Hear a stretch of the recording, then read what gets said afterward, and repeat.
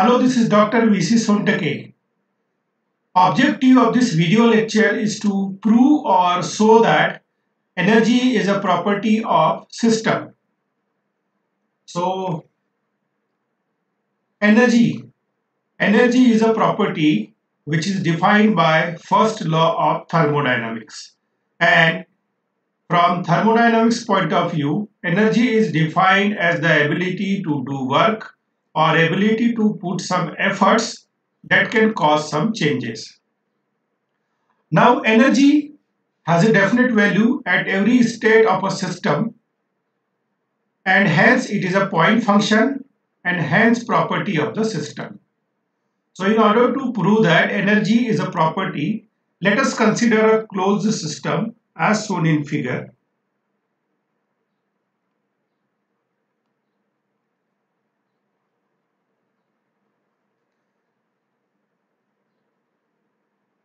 Initially, it is at state 1 defined by some properties.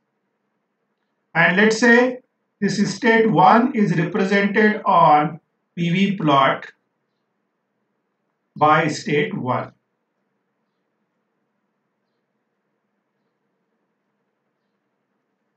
Now the system is undergoing a change of state from state 1 to state 2, and again it is returning to state 1 from state 2. So in this way the system is executing a cycle. Now let's say system is undergoing a change of state from state 1 to state 2 by following the path A, and it is returning from state 2 to 1 by following path B. So in this way, system is executing a cycle 1 to 1 by following path A and following path B.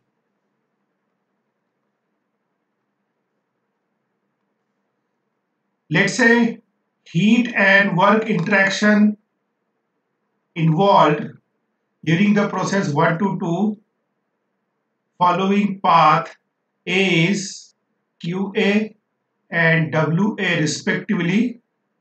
Similarly, heat and work transfer during the process 2 to 1 following the path B is QB and WB respectively.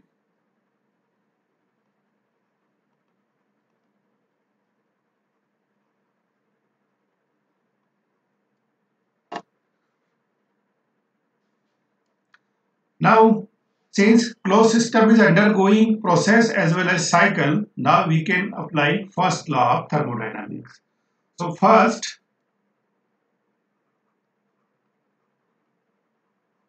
writing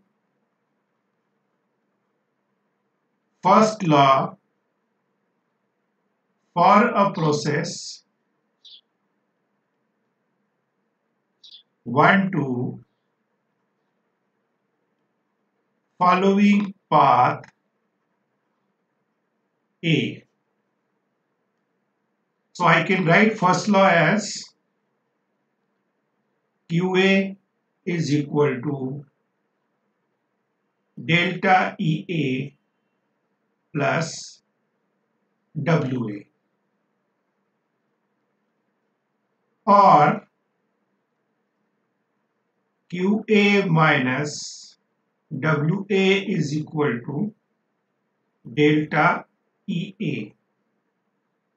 Let's say this is equation number 1, where QA and WA are the heat and work interactions during the process 1 to 2 following path A, and delta EA is change in total energy of the system under consideration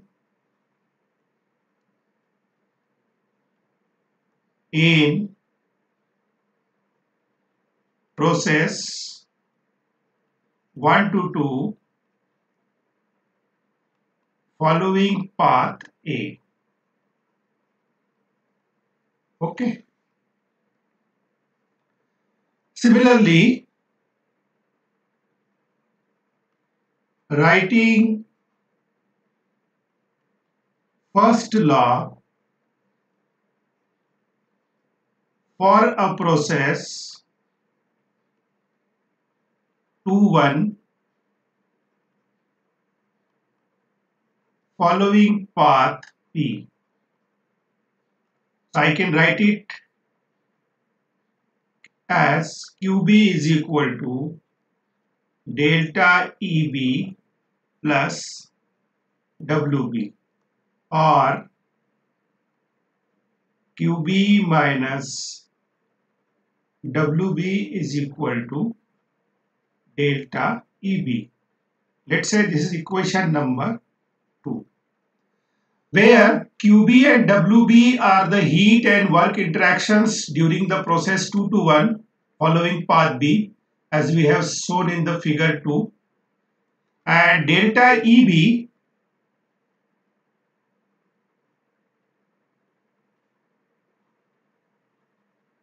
change in total energy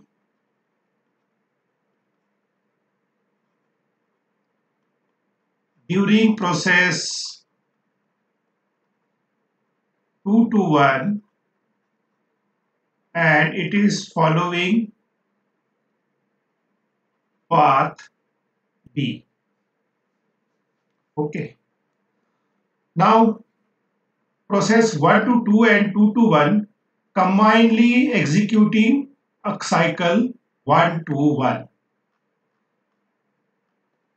So we can also write first law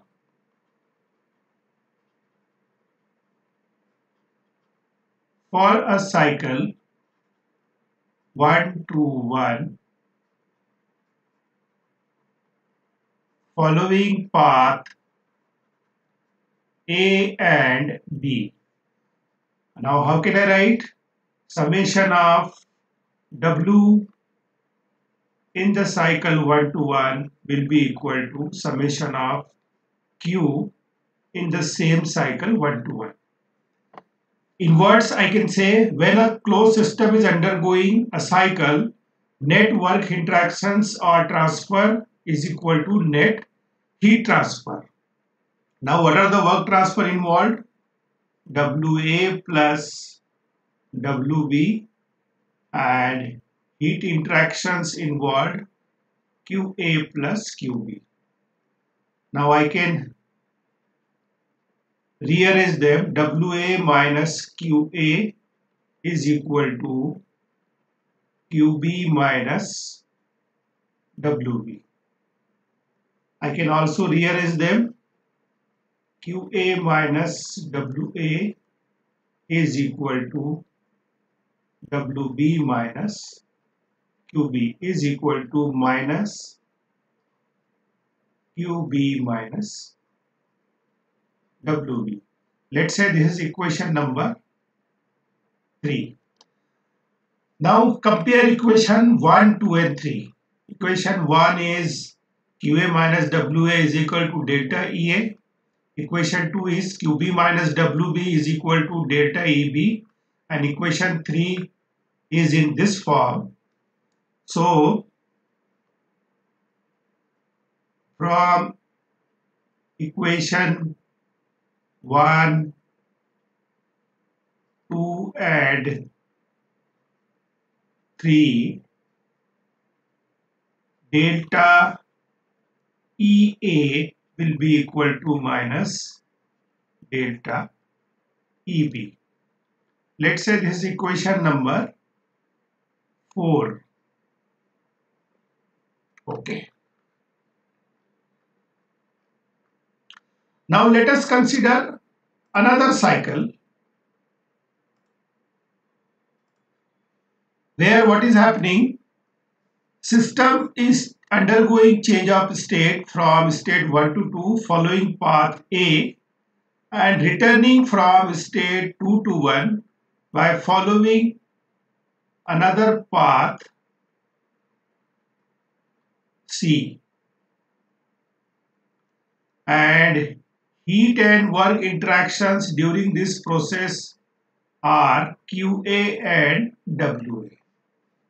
Okay, so now I am considering the cycle 1 to 1 by following path A and path C.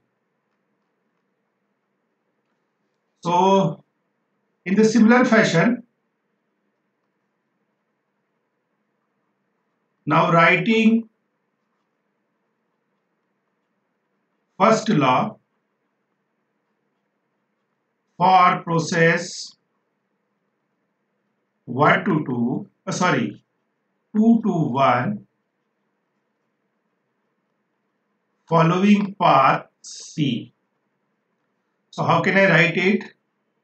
QC is equal to delta EC plus WC, or QC minus WC is equal to delta EC.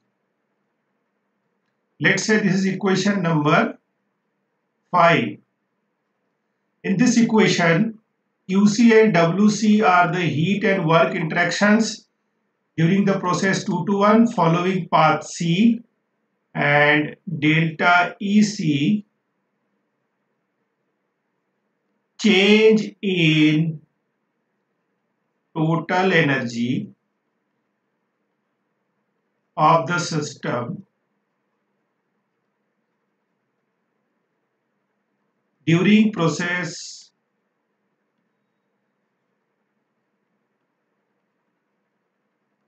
1 to 2, which is following now path C. Now once again consider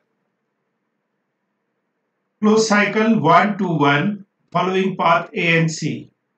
So similar fashion we can law first law for a cycle 1 to 1, and now it is following path A and C. So this will be once again summation of W cycle is equal to summation of Q cycle. In the process 1 to 2, work involved is WA. In the process 2 to 1 following path C, work involved is WC. Similarly, heat and work interactions are QA and QC respectively. Now I can write it as QA minus WA is equal to WA minus QC. Okay. Now QA minus WA from equation 1 is delta EA, and QC minus WC is delta EC. So WC minus QC will be minus delta EC. Okay. So therefore, from equation 1 and 5,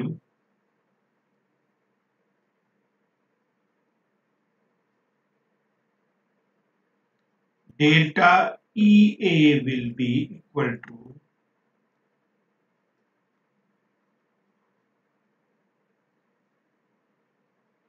this is C.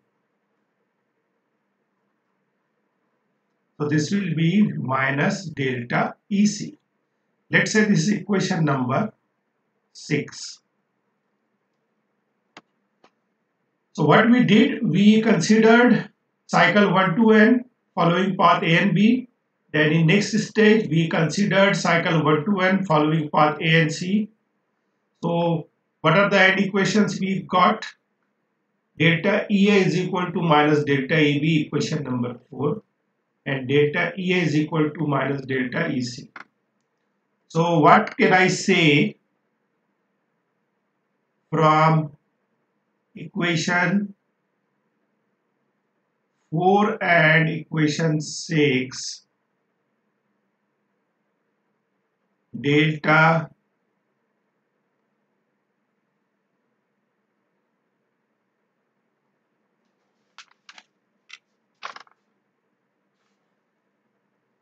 EB is equal to delta EC.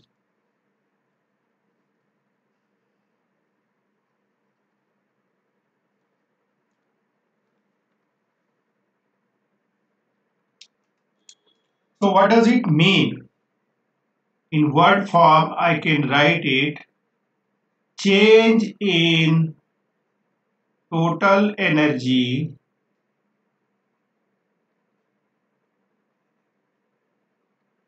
during path B is equal to change in total energy during path C. So what can I conclude? I can say that change in energy between two states of a process undergone by the system is the same, whether the system follows any path during that process. Okay, if some arbitrary value of energy is assigned to state 2, the value of energy state 1 is fixed and independent of the path system follows during change of state. So here we have seen, while system is returning from state 2 to state 1 by following path B or by following path C, the change in internal energy remains constant. Okay, so energy has definite value at state 2 and state 1, and its change does not depend upon the path followed by the system during change of state or during the process following different paths. So what can I conclude? Energy has a definite value at each point or state of a process, and thus it is a point function, and hence it is property of the system. So that way I can say, I can write here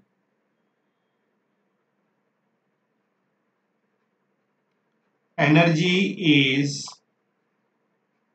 a point function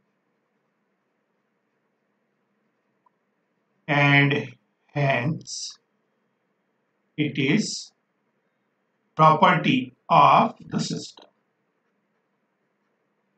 So this way I can prove that energy is a property of the system. Thank you for your passionate listening and kind attention. Happy learning.